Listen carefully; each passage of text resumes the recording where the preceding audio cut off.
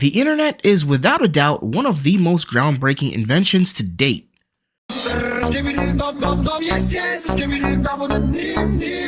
Sometimes. But despite moments of brain rot sending our species back a few decades, we've gotten to a point where it stands as a key point in our global infrastructure.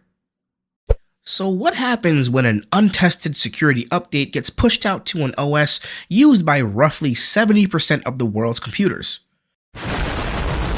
Okay, maybe not that bad, but it might be pretty damn close.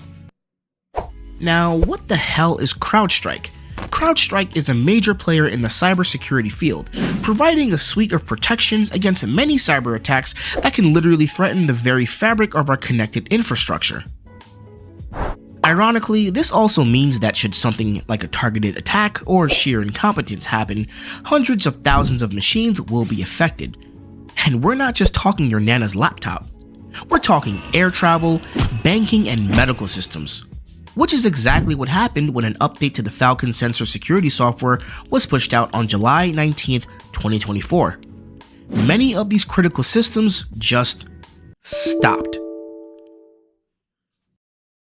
Yeah, the world may not have ended, but it was some scary stuff as many were left without access to their funds and other forms of payment processing. Which is probably not the best time for important payments like your rent or car insurance to hit a snag, among other things.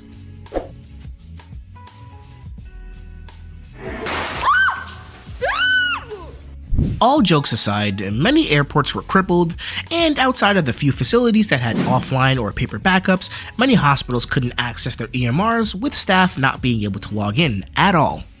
It's kind of like a watered down version of what was expected to happen during Y2K, for those of you old enough to remember. When it comes to any software updates, companies typically test said software prior to going live. That apparently did not happen. But whether you blame it all on some poor, overworked intern, an evil entity looking to rule the world, or just some guy who was being lazy, it all points to how vulnerable our online infrastructure can be. Now, I'm not saying that our entire modern existence is exactly hanging on by a thread, but that it's only as strong as its main component, the human element. And that's not even mentioning elements that are out of our control. And unfortunately, I don't have a simple solution. While I don't want this video to spell all doom and gloom, I think it's important to remember that certain modern conveniences won't be available during a crisis, and that having a backup, be it cache or offline access, if possible, should be strongly considered.